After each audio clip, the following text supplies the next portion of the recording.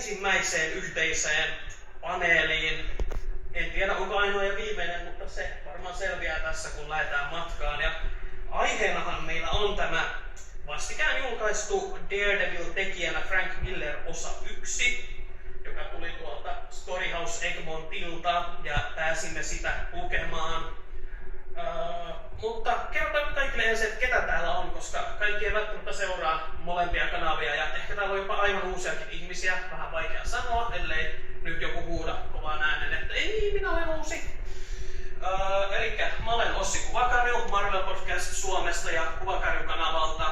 Ja jostain käsittämättömästä syystä mä ilmoittauduin vapaaehtoiseksi vetämään tätä meidän paneelia. Joten käydään sieltä niin Nikestä aloittain, että ketä meitä on paikalla. Ne sanoit, jos sanoit, että Nikestä aloittaa. Tarvitsee. Okei. Eli leffahullu Nikke. Moni tuntee sillä nimellä Marvel Podcast Suomesta myöskin. Just, minä olen Elina, Ousoulalla CJ ja Marvel Podcast Suomen uusin jäsen. Sarismies Mäkinen, eli Caitlin Klaus Johnson. Joo, mä olen Vitikaisen Vesa ja tästä Sarismiehen podcastista ja Porin Klaus Jansson. Ja täällä on Lepälän Klaus Jansson, Hanni Pesolahti myöskin samaisesta podcastista.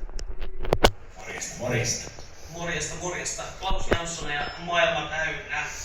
Ja ellen täysin erehdy, niin tuo nimihän tuli suoraan tuolta kirjasta, jonka on tussannut Klaus Jansson. Tarinathan ovat kirjoittaneet Roger McKenzie, Frank Miller ja David Michelin, ja kuvituksesta vastaa Frank Miller, jonka mukaan tämä kirja onkin nimetty. Ajattelin, että jos lähdetään vaikka sillä lailla ihan vaan, että ennen kuin mennään itse tähän, niin kertokaa silleen ihan lyhyesti kaikki, että millaisesta lähtökohdasta te tuutte tähän. Tässä nyt sitten aikuisiellä niin muutamankin kertaan tullut kaalattua läpi, että tehtiin DD-jakso noin vuosi sitten, niin silloin on viimeksi lukenut nämä samaiset tarinat, mutta nyt toki suomeksi uudestaan. Ja on ihan merkittävä rani ollut kyllä aina Frank Millerin DD. Joo, mä oon varmaan siinä Ysärin alussa aloittanut Daredevilin lukemisen ja silloin Frankin sitä itseensä kirjoittamaan ja piirtämään Daredevilia tuli suomeksi ihan kunniakkaasti, eli lähestulkoon kaikki. Siinä Ysärin puolivälin vai loppupuolen kieppeillähän tuli sitten osa näistä McKenzien kirjoittamista ja Frankin ainoastaan piirtämistä storeista. Sarjakuva-lehdessä tuossa kyllähän tarkemmin luvutkin voidaan jossakin vaiheessa käydä. Olin lukenut tämän alkuteoksen englanninkielellä. Nyt kun luin sen uudestaan, niin vasta se niin avautui, että kuinka paljon eroa siinä on, kun McKenzie kirjoitti verrattuna siihen, kun Frank itse kirjoitti Daredevilia. Joo, mulla on sama, että mä olen ne suomeksi lukenut silloin aikoinaan. En ihan uutena, vaan mä olen Kivarista kaikki käynyt hakemassa, koska en ole ihan niin nuori ja vanha jengi.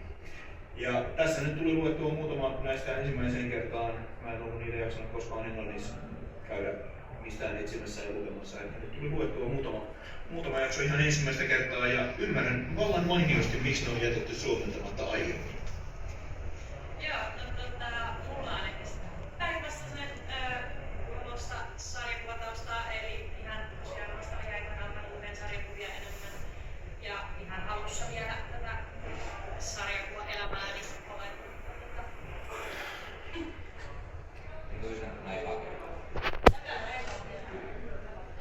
Itse olen lukenut sarjakuvia monet vuodet, mutta mä en muista ikinä lukeneeni Milleriltä muuta kuin viime vuonna tulleen Kiiras tuli albuminen. Ja tää on täysin uusi itselle myös tuttavuus.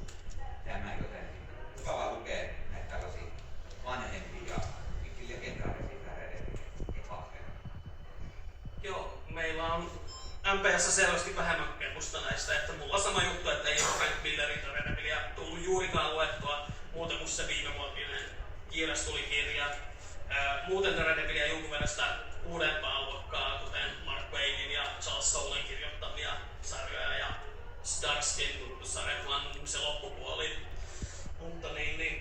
kai on kuullut tosi paljon Frank Milleristä niin kuin nimenä siellä täällä pomppaa aina esiin. Sekä hyvässä että huonossa vähän vaihtelee, että toiset arvostaa tosi paljon ja toiset sitten vähän vähemmän. Itellä ei ole vielä vahvaa mielipidettä, mutta siis se mikä on aina, niin musta on aina aivan loistavaa, kun nyt on tullut viime vuosina näitä Egmontilta näitä kirjoja ja kokoelmia. Se on aina jotenkin aivan niin kuin loistava tunne päästä hyppäämään sellaisen maailmaan. Ja niin tämä oli ainakin itsestäni jotenkin tosi helppolukuinen tämä kirja. Miten tää oli semmoinen jotenkin tosi, niin kuin, vaikka siinä alkupuheessa Frank Miller puhuu, että niin yrittivät aina parhaansa mukaan sytkyltä sinne heittää, mutta oli aika semmoinen kevyttä kuitenkin. Ja sellaisia hyvin sellaisia niin kuin yksi seikkailu per numero tyyppisiä tappeluita ja tällaista oikein kiva luettavaa. Että, ja jatketaan siitä sitten Nikestä eteenpäin, niin kuin ihan vaan yleisiä fiiliksiä tästä kirjasta. Saa kertoa syvempiäkin ihan. Yleisiä fiiliksiä. Joo. No kuten sanottu, mä en ollut tätä aikaisemmin lukenut ollenkaan. Ja mun kävi ensinnäkin ilmi, kun mä olen tätä lukemaan, että tässä ei ole Millerin kirjoittanut. Hän avoimesti joka tämän ja kirjoittanut. Vähän kuvitettiin ja sitten lähdettiin. Ja niin kuin Ossi sen sanoi, että on just sellaisia yhden numeron tarinoita, mutta tää tulee sitten vastaan kaikki legendaarisia, on Bullseye mukana menossa ja Gladiatoria ja sit todella itselle ehkä tuntemattomampia tämmöisiä sivuhahmoja tai pahiksia, mitä täällä oli, mitä nyt en muista ainakaan heti aiemmin nähneeni. Sitten täällä oli ne sivuhahmoina Ben Urich, joka lähtee selvittämään tätä, kuka on Daredevil, niin se oli mielenkiintoinen.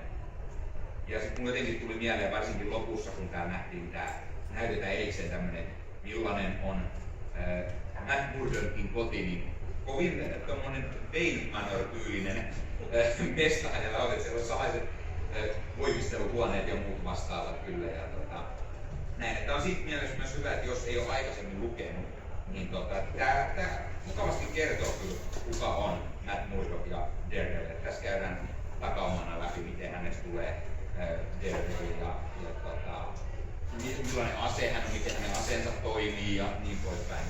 Tämä on kyllä sopii ehkä aloittelijalle, vai mitä mieltä on? Tämä oli hyvä aasinsilta tähän muun juttuun, kyllä. Tosiaan, eli kun eka kertaa tavoitteita luen ja eka kertaa Daredevilia, niin oli siis tosi helppo kyllä niin päästä mukaan. Ja kun mentiin siihen backstoryin, että vaikka ei tiesi vähän kuitenkin jo niin backstorya, niin käytiin kuitenkin kivasti läpi, oli selkeä lukee, että niin voisi sanoa, että se on yksi seikkailu per osa ja sitten tykkäsin hirveästi, tässä oli niin kiva hitaasti, että niin oli paljon tapahtumaa, mutta edettiin hitaasti on helppo seurata. Sitten oli jotain hauskoja pieniä bonuksia, eli siellä oli Mandarin matkaa bonuksia, oli tuosta Daredevil ketissä esimerkiksi, just tuollaista, että katsotaan vähän millainen kämppä sillä on ja tälle, eli pääsi hyvin siihen tarinan sisälle. Joo, mä otin tämän vähän semmosena, mä sitä luin ja mulle tuli kans tää olo, että se oli hyvin kuukauden pahistyyppinen tässä kohtaa vielä, että sitä jatkuvaa juonta ei ollut kovasti ennen kuin Miller sitten rupesi tekemään sitten niin kuin jatkuva juonisempaa. Tässä tuli vähän samanlainen olo, kun olisi katsonut 80-luvun, 90-luvun TV-sarjoja, niin kuin esimerkiksi Ritari S:ää, että yhdessä jaksossa tapahtuu tämä ja ei sitä sitten enää seuraavassa jaksossa muisteta, että mitä on tapahtunut edeltävässä jaksossa. Että jos Kittiin tehdään joku uusi erikoinen juttu, millä se pelastaa tämän jakson, niin seuraavassa numerossa tai jaksossa se ei voi käyttää sitä samaa, koska se on unohdettu. Ja ei välttämättä ihan tuossa kohtaa vielä oletettu, että ihmiset lukee oikeasti kaikki peräkkäiset numerot. Ja kyllähän se sitten, kun Miller ja Byrne ja muut rupesivat oikeasti Claremont uudistaa näitä sillä, että siellä oli pidempiä tarinakaaria. Että tässähän oli pitkään se, että ne suosi yhden jakson, kahden jakson korkeintaan juttuja, niin siinä ei tullut semmoista pitkäjänteisyyttä tilanne ei voinut muuttua niin radikaalisti, että sä et tiennyt missä kohtaa mennään, niin pidin enemmän siitä, kun rupesi olemaan tarina tällaista ihan jatkuvaa. Ja no joo, tekstiä oli kauheasti, kaikkien täytyy joka puhekuplassa selostaa mitä ne tekee, että varmasti ihmiset pysyvät mukana, mutta se nyt oli helmasynti tuossa kohtaa. Ja asia, mikä jostain syystä huomasin itselle jäi mieleen kovasti. Täällä on tosi paljon tämmöistä läskifobiaa. Siellä tosi useasti, tässä esimerkkinä mulla, et sinä, ei se läski typerys Nelson. Ja Daredevil itsekin sanoo Doc Ockia ihramahaksi. Ja mä ajattelin, että on se hiukan muuttunut, ei näitä enää sillä lailla. Mutta nämä oli tämmöisiä asioita, mitä itse pistin mieleen. Ja kyllä odotan kovasti sitä, että päästään tekijänä Frank Miller-sarjassa siihen, että tekijänä on oikeasti kokonaan Frank Miller. Kyllä nämä oli vähän tusina tarinoita tässä kohtaa. Että sieltä tuli ketä milloinkin vastaan ja sitten seuraavassa numerossa siitä ei sitten isommin välitetty kuka oli. Joo, itse tykkäsin sinänsä siitä, että nyt kun lähdetään julkaiseen, niin julkaistaan sitten ihan alusta kaikki. Et sieltä ei jätetty niitä yksittäisiä pois. Vaikka ne nyt selkeästi on nämä muutama jakso, mitkä on jäänyt pois, niin ihan sellaista tusina tavaraa.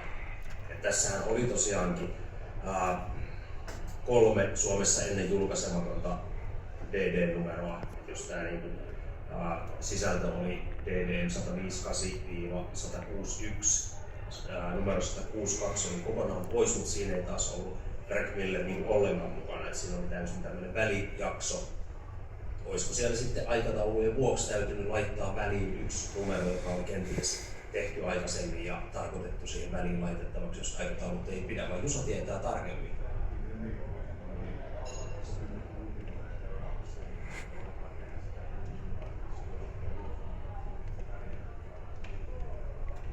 Joo, koska siinä edellisessähän oli niinku maininta, että Hulkki on tulossa, mutta sitten siinä oli välissä jakso, joka ei liittynyt millään tavalla siihen aika ohueen taustajuoneen.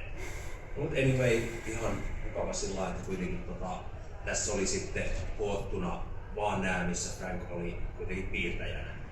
Ja sitten tosiaan näähän oli julkaistu osa, eli siis niinku 4 näistä numeroista, niin aikaisemmin sarjakuvalehdissä vuonna 1995. Jos jotakuta kiinnostaa, niin kannattaa etsiä sarjakuvalehdet numero 1, 95 ja 995. Näistä löytyy nämä aikaisemmat julkaisut.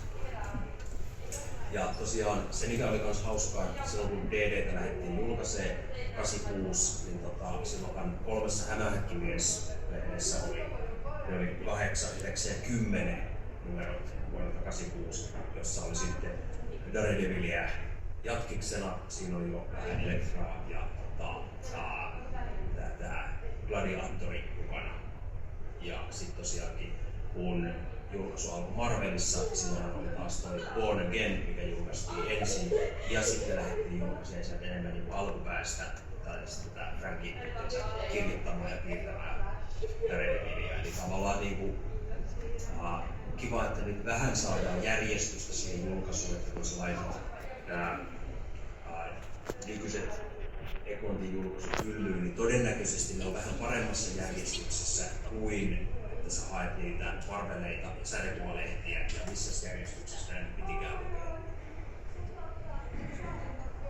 Tartun mikkiin kuten Sami Hintsain muina, koska on ollut vähän ääniongelmia. Mutta joo, jos miettii Roger McKenzietä, niin hän nyt ei ehkä, jos miettii sarjakuva tai vaan suuria tähtiä, niin ei tule ihan ensimmäisenä tai toisena tai varmaan 100:nakaan vielä mieleen ja Rovinisten Warrenille Creepyä ja Vampirella ja Eerietä ja DC:tä jotain lännen-sarjakuvia ja muita. Ja ehkä hän toi sitten Daredevilin, kun hän otti numerosta 151, niin hän ehkä toi vähän semmoista niinku tavallaan 70-luvun vähän perusmeininkiin verrattuna, niin ehkä vähän semmoista synkempää tarinaa kuitenkin, mutta ei tää niinku ihan kyllä todellakaan Millerin mitään parhaimmistoon, kun DD lähti lentoastelusta, kun hän pääsi itse myöskin kunnolla ihan yksin käsikirjoittaa ja ei Mackenzien ura sen jälkeen teki Kapteeni Amerikkaa pari vuotta ja Battlestar Galacticaa ja sitten myöhemmällä iällä aika lailla enemmän tämmöisiä indie-hommia, että se ei niin kauheasti siitä lentoon lähtenyt ja Miller ilmeisesti halusikin hänet ulos, että pääsi sitten kirjoittelemaan omia juttujaan, niin tavallaan vähän semmoista Miller vei sitten semmoiseen enemmän, okei, siellä on ninjoja, mutta kuitenkin semmoiseen katutason ja synkkään meininkiin ehkä enemmän, niin tää on enemmän kuitenkin ehkä nämä tarinat just semmoisia kuitenkin vähän synkempää, mutta kuitenkin supersankarisarja tuolla, että on se kuukauden vaihtuva hahmo ja silloin mennään eteenpäin, mutta sitten taas jos miettii sellaista niin kuin ehkä tämän kirjan parasta antia, niin on hän kuitenkin luonut sen, että Ben Urich saa selville DD:n salaisen henkilöllisyyden, mikä on kuitenkin hahmon ja semmoisia... Tarkalla salapoliisityöllä. Kyllä. Seisoo paikallaan ja kuulee, kun muut kutsuu sitä oikealla nimellä. Nyt päättelen tästä jotain! Niin, se on ehkä sellainen, mikä ideoista en tietysti tiedä paljonko he on Millerin kanssa keskenään pallotellut ideoita siinä vaiheessa, niin se on ehkä semmoinen asia, mikä on jäänyt ehkä vähän enemmän elään. Sitten tässä oli Hämiksestä parhaiten tutun David Michelinien yksi tarina siellä ihan lopussa, niin se nyt oli aika semmoista tusina kauraa, että siitä ei kyllä ihan hirveästi ole mun mielestä kyllä sanottavaa, mutta sillain hyvä, että ne kootaan hyvin tälleen niin kuin yhteen järjestyksessä ja toki minäkin on ihan mukavaa taas lukea uudestaan ja tietysti tää nyt on tehty Jenkeissä julkaistun kirjan mukaan, mutta olisi ollut ihan kiva, jos siihen olisi lisätty vielä. Muistatteko, että missä lehdessä Miller biisi Daredevil ensimmäisen kerran? Jusa. Spectacular Spider-Manin numerossa 27 ja 28 niin oli kaksinumeroinen Hämis-juttu, missä oli myöskin DD mukana ja se oli Millerin piirtämä. Ja olikohan siinä sitten Spectacularien jälkeen niin taisi olla kuukauden tauko ennen kuin alkoi sitten Millerin ensimmäinen numero. Ja sillä on aika keskenään se tarina, mutta siitä alkaa siitä Millerin ekasta numerosta, mutta en muista, että olisi lukenut koskaan näitä Mackenzien 6 vai 7 aiempaa numeroa, mitkä hän kirjoitti, kun DD:n parissa olvitti. Mutta kyllä se niin herkut alkaa vasta seuraavassa alkuassa. Jos sen verran vielä palaan tässä, niin näähän on myöskin tullut suomeksi aikanaan Hämiksessä. En nyt muista numeroita ulkoa, mutta joka tapauksessa oli myös joku jenkkikokoelma, missä nääkin on aluksi mukana. Ja veikkaisin, että on ihmessarjakokkareissa Hämiksen omassa lehdessä näytettiin hyvin. Mulla oli nää joskus lapsena ruotsiksi. En kyllä ymmärtänyt mitään, mutta kuvat oli hienoja. Spindelman on hämähäkkimies. Veikkaan, että niitähän kerättiin ihmissarjakokkareissa noita Spectacularin ja numeroita jonkin verran, niin varmaankin oli siellä. Tähän väliin haluaisin huomauttaa, että oletan, että yleisölle Daredevil on tuttu, mutta me ei käsitelty Daredevilia hahmona vielä ollenkaan. Hän on sokea asianajaja, jolla on vähän niin kuin supervoimia, koska muut aistit ovat hyperaisteja kuin näkö. Näin, nyt se on käsitelty. Nyt kaikki Hyvä. Daredevil. Kiitoksia. Tässä mä melkein unohan, että mäkin osatan paneelia, kun mä niin autiotuneena kuuntelen tätä tiedon määrää, mikä tulee sieltä päästä pöytään. Ja loistavaa, että ollaan saatu niin, porukkaa. Eka, niin mä tartun, niin musta oli tosi kiva kuulla, että niin Jenna oli päässyt helposti mukaan tähän ja että tää oli niin aloittelijaystävällinen niin sanotusti. Koska mulla itse oma reaktio, kun mä aloin lukea, niin mä olin vähän hämilläni, koska siis se eka tarina, mikä tässä on, sehän jatkaa selvästi jotain aikaisempaa. Niin kuin siinä olisi just tapahtunut jotain, joka oli musta vähän erikoista. Ymmärrän, että se on niinku, tää on Frank Miller kokoelma, niin se on sen takia sit jätetty se aiemmin siitä pois. Mut kyllä siihen tosiaan niinku aika hyvin sit lopulta pääsee mukaan. Ei nyt ehkä ihan kaikkia sivuhahmoja tiedä, että mikä niiden rooli on ja tällä lailla. Mutta niin kun ne päätarinat on pääasiassa sen verran yksinkertaiset, niitä oli helppo lukea. Ymmärrän myös, mihin viittaatte niin tusinakamalla siellä pöydän toisessa päässä. Et siinä mielessä, että eihän nämä mitään hirveän syvällisiä kertomuksia ole, joissa erityisemmin kommentoitaisiin mitään maailman tapahtumia tai muuta tätä kautta. Että on kutakuinkin sitä, että siellä on pahis, joka on jostain syystä vihainen Daredevilille ja sitten ne päätyy tappelemaan. Tai sitten hän sattuu olemaan jossain juhlissa, jonka kimppuun joku hyökkää ja sitten pitää tapella. Mutta siinä on jotain semmoista lapsenomaista charmia, josta mä tykkään. Ja se mikä mainita tuli, että just tää vanhojen sarjojen helmosyyteet, kaikki selittää mitä ne tekee. Niin siinäkin on jotain tosi herttaista mun mielestä sillä lailla. Tulee mieleen just semmoinen joku vanha piirrossarja semmoinen, että nyt minä täältä tulen ja lyön sinua turpaan ja voi ei se osui! Joo, ja mä oon Mikaelin kanssa vähän eri mieltä, että ei siinä sillä lailla liikaa ollut. Ei monessa on paljon enemmän ollut, mutta kyllä sen luki sen tässä, kun samalla lukee kaikkea paljon uudempaa kamaa, niin kyllä se sieltä vähän pisti silmään. Kuinka on sellaista? Joo, ja siis jos vaikka tuli vähän puhuttua Mackenzista pahaa, niin teknisesti hän on ihan hyvä kirjoittamaan. Tarinoissa on alku, keskikohta ja loppu. Siinä luodaan jännitettä ja sitten tulee siihen konflikti ja ratkaisu. Okei, mutta ne ei vaan ole niin hyviä kuin Frankilla tai jollakin muilla. Et se on epäreilua tavallaan, että niinku tämmöistä peruskeskivertokirjoittajaa joudutaan vertaamaan Frank Milleriin, joka tavallaan sitten uudisti asioita.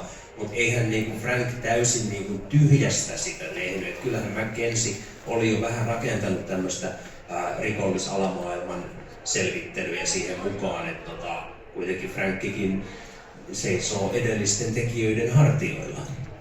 Joo, ja kyllä se herää saman tien siinä kun olen lukenut, että uteliaisuus sitä jatkoa kohtaan. Ja sitten kun tuossa kannessakin lukee tuo osa 1, että milloin se osa 2 tulee. Ja varmasti tulee olemaan tosi mielenkiintoista. Te kokeneemmat tiedätte jo, että siellä on ulospäin tosi mielenkiintoista.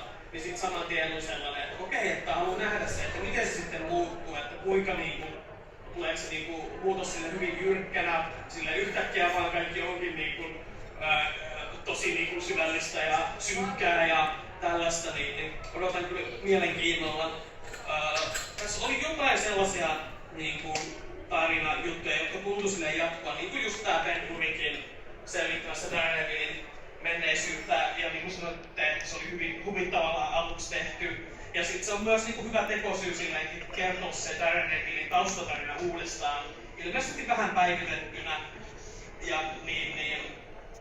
se oli huvittava siinä kohtaa mun mielestä, miten kun siinä on nämä kertojalaatikot, jossa Mads kertoo tätä tarinaansa. Ja aina välillä siihen piti, hänen piti nimellä kutsua Beniä, että lukija muistaa, että Daredevil kertoo tätä tarinaa Ben Urikille, eikä tämä ole kertoja ääni. Voi nyt olla, että on vaan mun oma ajatus, en tottunut siihen, että Suomessa ei pahemmin etunimiä käytetä samalla lailla kuin Jenkeissä. Se jotenkin paistui sieltä itseäni huvittavana tavalla esiin.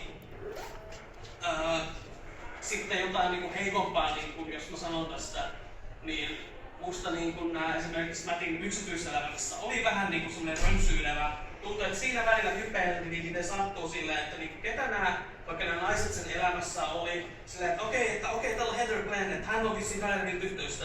Ei olekaan, kun hän on Natashan kanssa yhdessä tässä vaiheessa. Ei, mutta ne eros nyt ja se on taas Heatherin kanssa silleen, mitä täällä tapahtuu? Ja sitten yhtäkkiä mainitaan, että joo, että Heatherin faija lappoi itseensä, koska Daredevil, ja sitten mä olin silleen, anteeksi, mitä? Ja siis se oli musta huvittavaa, luettavaa.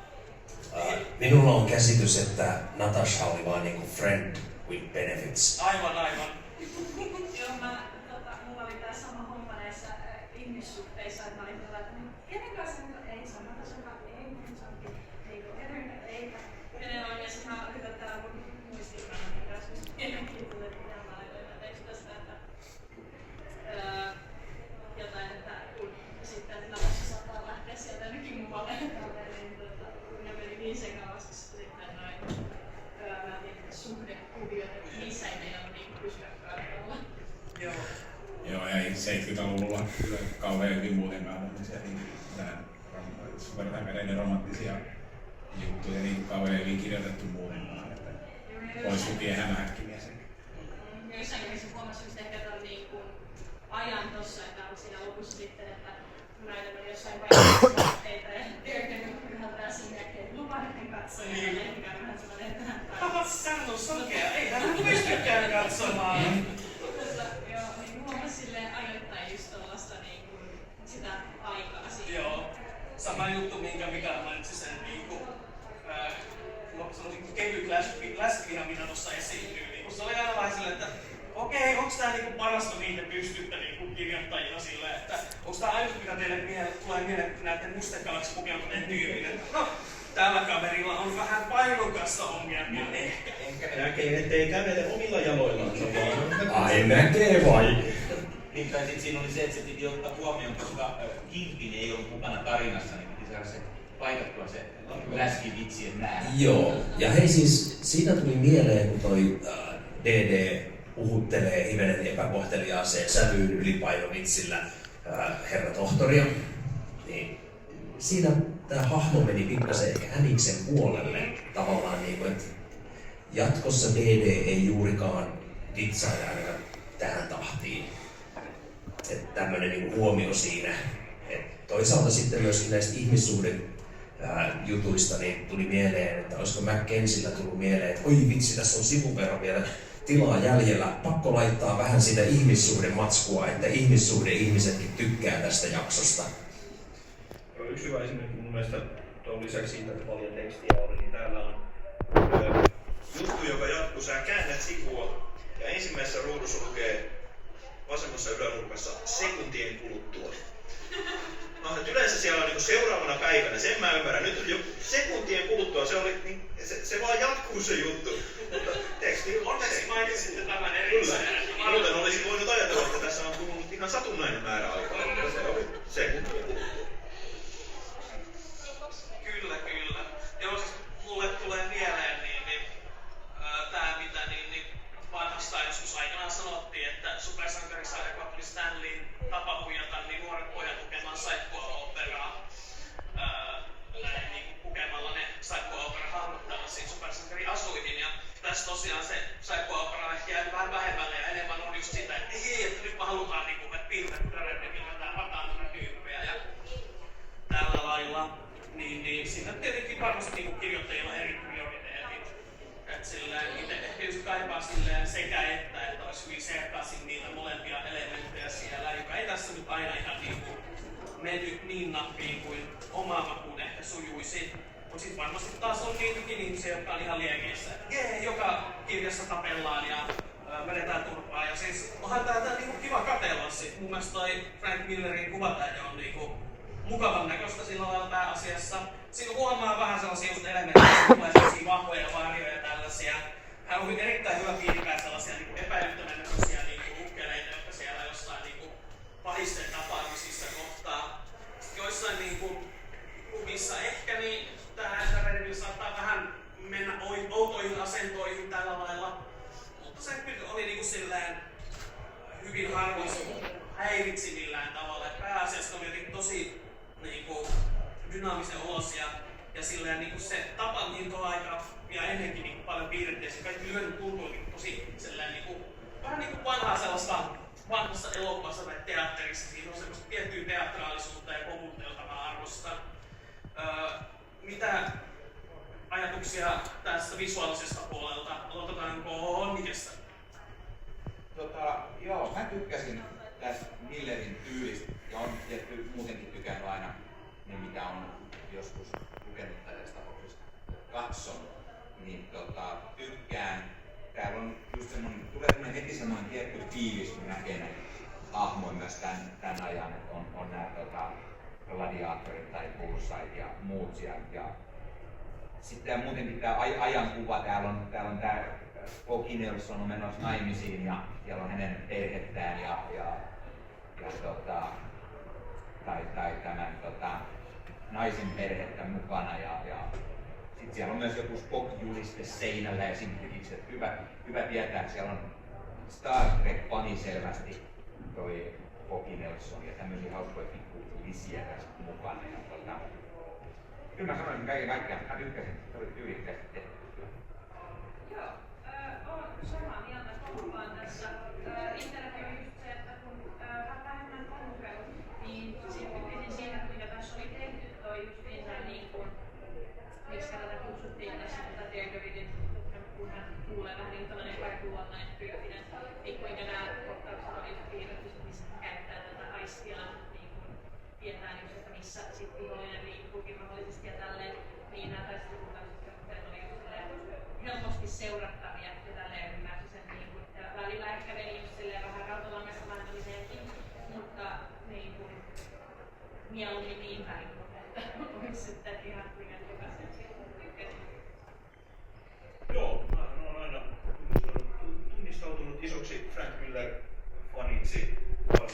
Johanssonin tussaamana. Mutta kyllä tässä oli vielä, että tämä oli niin kuin selkeästi nuorempaa Milleriä, jolla ei ole ihan niin vapaat kädet, että se paranee niin selkeästi mun mielestäni se piirrosjälki. Ja tässäkin ruvettiin jo hiukan tekemään, että täällä oli muutamia tosi leveitä ruutuja, jotka oli koko aukeaman, niin niitä ei kauheasti tätä ennen niin paljon käytetty, että kyllä Miller on ruvennut tähän tekemään just sitä omaa tyyliänsä. Mutta kyllä pidän Milleristä enemmän sitten, kun hän on saanut sen ihan lopullisen oman tyylinsä. Enkä tarkoita sitä tyyliä, mikä nykyään on, joka on vähemmän editoitu ja vahtisi ehkä jonkun. Mutta tietysti miehellä on oma visio ja hän piirtäköön niin kuin haluaa. Mutta itse odotan seuraavia numeroita enemmän. Se pääsee vielä vähän enemmän tykittelemään. Sen sanon tässä kohtaa, nyt kun muistan, niin nimenomaan tässä, en tiedä onko sama vika englanniksi tulleissa albumeissa, mutta tässä toi oli taitettu kauhean syvään siellä. Välillä joutui niin kuin oikein avaamaan, että näki kaikki puhekulmat, ne meni niin sinne mukaan. Ja sitten jos siellä on ylimääräisiä sivuja, mihin voisi pistää mitä tahansa, niin minkä takia sinne täytyy pistää se sama Daredevilin kuva useita kertoja. Siihen olisi voinut pistää mitä tahansa muuta, esimerkiksi toisen kuvan Daredevilistä. Että ymmärrän kyllä, että sivujaollisesti se on ollut pakko laittaa johonkin kohtaan, mutta olisi sinne voinut pistää 2-3kin kuvaa, koska Milleriltä Daredevil-kuvia löytyy ja oikeudet käsittääkseni on Marvelilla ja he saavat niitä käyttää miten huvittavat, miten heitä huvittaa, mikä on johtanut myöhemmin esimerkiksi. Joo, kyllä. Ja siis jos siellä olisi ollut eri kuvia noissa taittoväleissä, niin sehän olisi tuntunut niin kuin olisi saanut jotain bonuksia. Ihan kuin jossakin DVD- ja Blu-ray-raidalla siellä oli bonuksia. Mä olin kova bonuksien fani. Mutta joo, sama juttu plussapisteet myös tykkään kyllä, joo. Mutta joo, samalla tavalla tykkään Frankista vielä enemmän näistä hänen seuraavista teoksista. Tässä varmaan tietysti kun on nuori taiteilija hakenut vielä omaa tyyliään ja ei ole välttämättä vielä heti ensimmäisissä numeroissa rohkaistua, että tee vaan ihan niin kuin itse haluut, vaan että ehkä ennemminkin, että tee vähän niin kuin me Marvelilla halutaan, jos haluat pitää tämän homman. Et kato, älä nyt noin paljon noita leveitä ja pitkulaisia ruutuja. Katohan tällainen setä on tehnyt aikaisemmin tällainen ja tällainen ruudut. No ehkä jonkun leveä voit laittaa sinne. Ja sitten pikkuhiljaa kun on huomattu, että okei, no tää poitsuhan piirtää ihan kivasti ja vaikka se tekee tommosia vähän omitakeisia ruutuja, niin Ja nämä lehdet myy. ja se justiinsa. Lehdet myy, niin no tee nyt sitten miten tykkäät. Ja sitten kun Frank on päässyt tekemään, niin hän on tehnyt. Joo, kyllä. Ainoin pois. Joo, Frank Millerin taide on aina miellyttänyt silmää. Ja kyllä sen tossakin huomaa, että kyllä hänellä selkeästi sen niin kuin ajan 70-luvun lopun Marvelin muihin taiteilijoihin verrattuna niin on semmoinen selkeä oma tyyli, mikä näkyy sitten. Ruutujako ja suunnitelma täytyy sanoa erikseen, että ne toimii. Joo, kyllä. Ja sitten taas tietysti ei voi unohtaa tussaajiakaan, mitkä nyt Frank Milleria parhaiten tussailee. Totta kai Klaus Jansson ja Josef Rubinsteinkin on hienosti tussannut hänen töitään sitten myöskin myöhemmin, vaikka Wolverinein minisarjaa ja muuta. Ja tietysti mies Sin Cityssä tussaa hienosti myös itseään, mutta on ihan nähtävillä ne Millerin myöhemmänkin tyylin kaikki niin kuin lähtökohdat kyllä tässäkin alttarissa. Ja kun katsoo siellä jossain, kun mennään kattojen yllä, niin katsoo kattotiiliä ja muita, niin siellä on se Sin Cityn tussaustyyli niin kuin siellä jo selkeästi näkyvissä, mikä tulee sitten myöhemminkin. Ja ehkä tähän kanteenkin olisin saattanut mieluummin käyttää. Tämä nyt ei ole Egmontin suuntaan tietenkään mikään toru, koska jenkkipainoksen mukaan on varmasti ihan täysin menty, niin olisi voinut ottaa tähän jonkun kannen kyllä ihan tästä ranista, että siellä on ihan näppejä kansia kyllä. Ja jos Millerin ihan uudempi kansitaide kiinnostaa, niin sitähän näkyy muun muassa yhden kannen verran tuossa ikuisuuden Ensilappi albumissa, että se on sitten vähän erilaista ja ollaan sitä tietysti moneen kertaan varmaan meidänkin kodissa parjailtu tai vähän naureskeltu, mutta tietysti silti täytyy muistaa, että legendaarinen herra kyseessä ja myöskin ilmeisen terveysongelmainen tällä hetkellä. En sitä legendan varjoa millään tai missään nimessä halua himmentää tai kohdassa sille naureskella, mutta onhan ne mielenkiintoisen näköisiä. Mä tykkäsin kuitenkin siitä, että tähän albumiin oli otettu nämä alkuperäiset kannet sinne mukaan. Koska Egmontilla ei ole kaikissa siis ollut aina niin nyt on sen selvästi ollut mukana, niin se oli hieno. Juu, ja ne oli paikoillansa, eikä siellä jossain lopussa pieninä versioina. Tuohon poliittiseen kommentointiin haluaisin sen verran palata, että täällähän Nelson laulaa yhdessä kohtaa Zippidi-dee, Zippidi-daa, voiko ihanammin aamu enää alkaa, joka on nykyään hyvinkin kielletystä Disney-piirretystä, jota ei missään oikein pääse katsomaan, että sen verran täällä on kuitenkin niinku tällaista. Kyllä vaan. Tosi mielenkiintoisia huomioita sieltä tullut. Ja, yksi mitä kans niinku yhdessä kohtaa tulee, niin tuli kans just tää, mistä mainitte, että tämän taiton kanssa se, että tonne väliin jäänyt vähän osakuvassa tai tällä lailla, että niin se on se yksi asia, missä digitaaliset sarjakuvat on vähän parempi. Niissä ei ole koskaan tullut sitä ilkeämään, että olisi jäänyt sinne niin taiton väliin joku kuva. Ossi nyt Jusa eturivissä suuttuu aika pahasti, että nyt varovasti. Täytyy sanoa, että on niissä muitakin hyviä puolia. Ei siis tätä oli tosi hauska lukea. En ole näitä fyysisiä ihan hirveästi lukenut tosiaan vaan ne kaksi Spider-Manin lehteä, mistä ollaan tehty meidän seittiarvioita. Tätä oli siis tosi kiva lukea. Ja musta tuntuu, että tätä oli niinku helpompi tai sujuvampi lukea kuin niitä sitten Unlimitedissa jollain iPadilla. Mutta tosiaan oli kyllä kans se sama ongelma ton kanssa, että mä ratkaisin sen sillä lailla, että mä heitän tällainen lattialle.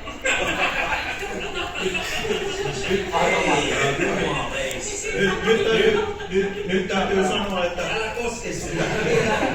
Että kyllähän kaikki tietävät, että kun täällä on tämä viiva, niin kansi kuuluu taittaa siitä kohtaa auki ensin, niin silloin liimaukset pysyy hyvinä. Kaikkihan tämän tietysti tietävät.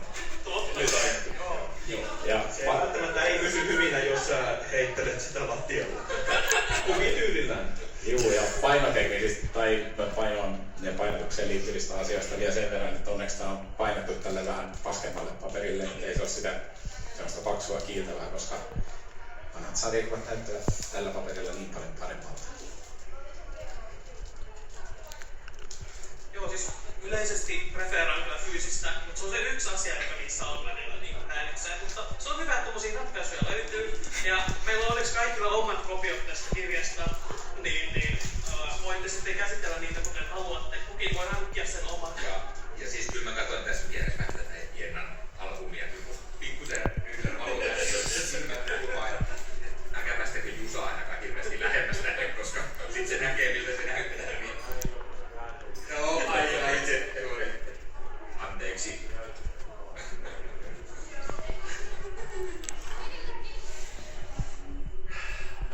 Hyvä. Se on hyvä, että mä oon just aloittanut tämmönen sarjakuva. Mä suututan kaikille. Ei, mutta tässä voi vaan niinku oppia asioita. Tiedät ensi kerran sit, jos joskus ollaan, niin tiedät, että älä nyt Jusalle näistä. Mä katson täällä, kun MPS:n tilaajan laskee. Pistäkää muuten kanavat tilaukseen, jos ei ole. Niin, nimenomaan. Sillä on helposti QR-kooditkin laitettu, niiden pitäisi toimia. Katson, tuleeko niitä lisää 5 minuutin aikana. Nimenomaan. Meillä alkaa pikkuhiljaa tässä kello raksuttaa ja paneeli pikkuhiljaa lähestyy loppuaan, joten otetaan vielä niin kuin nopeasti sillä lailla, että oliks tää kiva kirja? Mun mielestä oli. Mä siis nautin tämän lukemisesta ja odotan innolla, että tulee se toinen osa. Ja hienoa, että näitä julkaistaan ja tällä lailla. Niin. Joo, saatte vapaat sanat vielä tähän, että mitä tulee mieleen. Henkilökohtaisesti olen kovasti sitä mieltä, että kun vanhat numerot löytyy hyllystä, niin olisi se toisaalta kiva saada täysin uuttakin matskua, mutta ymmärrän, että nostalgia myy. Joo, tykkäsin. Ne pari jaksoa oli vähän ehkä tylsää lukea, mutta odotan innolla jatkoa. Joo, tykkään kyllä, että tämä on julkaistu. Toki toivon myöskin, että tulisi jotain uutta. Tai Suomessa ennen julkaisematontakin, niin kuin nyt on toki tullutkin. Mä tykkään myös siitä, koska mulla ei ollut näitä hyllyssä, niin sai lukea enemmän ekaa kertaa, vaikka mäkin toivon tietty sellaista, mitä ei ole aiemmin ollut. Ja mä tykkäsin tästä. Yksi, mikä mä jäin mietityttämään asia oli se, että se toisessa viimeisessä numerossa se loppuu siihen, että seuraavaksi DD ja tuomari. Niin missäs meidän Punisher oli siitä seuraavasta numerosta? Siellähän oli joku aivan itselle tuntematon hahmo. Joo, itsekin tykkäsin kovasti. No mulle nää nyt oli kaikki hyviä. Mutta Kyllä.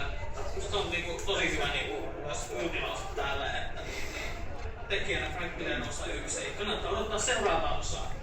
Mutta joo, siis mäkin viihdyin tosi hyvin tämän parissa, että ei tämä se kaikista mielenkiintoisin ja tajuntaan räjähtävin kirja ole, mitä tässä on viime vuosia lueskeltu. Mut siis musta joo siis mä en ole ostamassa etsimässä niitä vanhoja numeroita mistään nyt sillä lailla, että ei välttämättä olisi tullut luettua muuten. Ehkä Unlimitedistä joskus, mutta se mun mielestä on aivan loistavaa, että tää on olemassa. Ja eiköhän niitä vielä jonain päivänä tule niitä ihan uusia kirjoja ennen julkaisemattomia ehkä. Ajattelin, että kerkeisikö sä kysyä yleisöltä, että onko heillä kysyttävää tässä vaiheessa ennen kuin lopetellaan omiin kehuihin ja mainoksiin? No, on käsi pystyssä jo. Onko?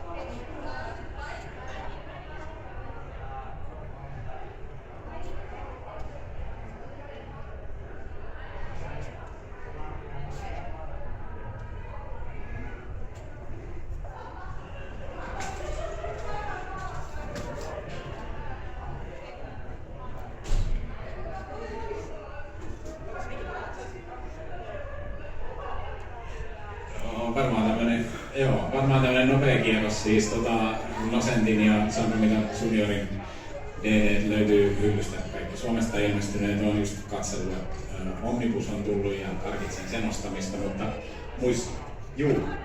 muistikuvat on siitä nyt tällä hetkellä vähän heikohkot. Saladin Ahmedin rania ilmeisesti tarkoita tätä nykyistä. Joo. Sadaskin oli aivan loistava. Mä Saladin Ahmedin ekan alttarin ostin, en kauheasti tykännyt siitä Okei. Joo, no ehkä sitten täytyy... Sitten täytyy myös kompata heti, että hyvä tietää, koska mä oon varmaan 6 numeroa lukenut. Joo, sama. 6 varmaan oli siinä ekassakin. Mut joo, ehkä odotan siitäkin, jos tulee sitten varmaan jossain vaiheessa joku iso kokoelma ja TV-sarja on aivan loistava. Joo, TV-sarja on loistava. Silloin kun Nocentin sarjaa tuli aikanaan heti Frank Millerin jälkeen sarjakuvalehdessä, silloin en tykännyt, mutta jälkikäteen olen huomannut, että se oli itse asiassa ihan hyvää sarjakuvaa. Se vaan tuntui sille, kun se oli vähän erilaista Frankin tekemää ja aivot oli asettunut siihen asentoon, että Frank Miller on ainoa hyvä Daredevilin tekijä, joten en silloin ymmärtänyt sitä nuoressa mielessäni tätä neroutta. Ja mikä se kolmas kysymys olikaan? Me ei kiinnitä mitään huomioon sellaisiin asioihin, että ei tässä... Käsittääkseni on. Hän on loistava. Mä en ole ikinä isommin pitänyt Sanromita Juniorista. Olen pitänyt sitä keskitason tekijänä, mutta tietysti häneltä on myös ilmestynyt niin paljon, että jos sä teet puolet Marvelin sarjakuvista, niin sä oot silloin hyvin keskitason. Joo, ja Nocentin 68 vuotta on. Joo, TV-sarjasta sanoisin, että siinä ei lähelläkään niin paljon tyhjäkäyntiä kuin mitä oli Netflixin Daredevil-sarjassa, mutta kyllä tässäkin vähän tyhjäkäyntiä on, että mä sanoisin, että vähän voisi nopeuttaa. Ja myöskin sitä mieltä, että jos sarjan nimi on Daredevil, niin olisi se loogista, että Daredevil olisi joka jaksossa. Eikä vaan aina satunnaisesti pikkasen siellä jossain, mutta se on vaan minun mielipiteeni. Mä sanon sen verran pikaisen, koska meillä loppuu aika just, että mä pidin todella paljon tästä Daredevil Born Again-sarjasta, niin kuin varmasti myös Jenna ja Ossi, me edettiin jo pienet ensifiiliksi jaksot kuvaamaan siitä ja varmasti käsitellään se, kun se on kokonaan pihalla spoilereiden kerran ja kerrotaan mietteitä siitä. Ja mun mielestä John Romita Jr. on paras yrittäjä. Kiitos mitä. Ja TV-sarjan vanha Tumiari oli huomattavasti parempi kuin uusi. Mulla on sellainen mukava sellainen pikku Westworld-fiilis. Mä jotenkin tykkäsin siitä.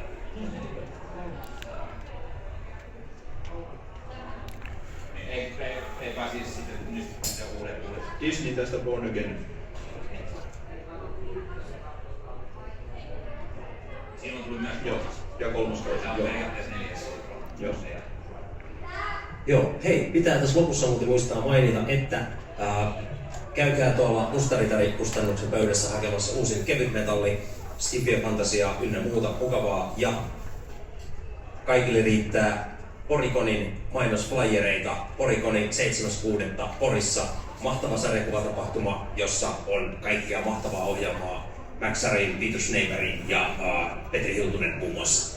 Ja koska sinne on kauheat jonot, että pääsee edes sisään, niin täältä saa minun tuotoksieni tulla suoraan minulta ostamaan tämän esityksen jälkeen. Myöskin meillä on julisteita, joita aiomme jakaa, ja niitä jaetaan sellaisille ihmisille, jotka osaa sanoa, että mikä on se eventti, mikä mainitaan kaikissa meidän jaksoissa, mutta ei tänään ole mainittu kertaakaan.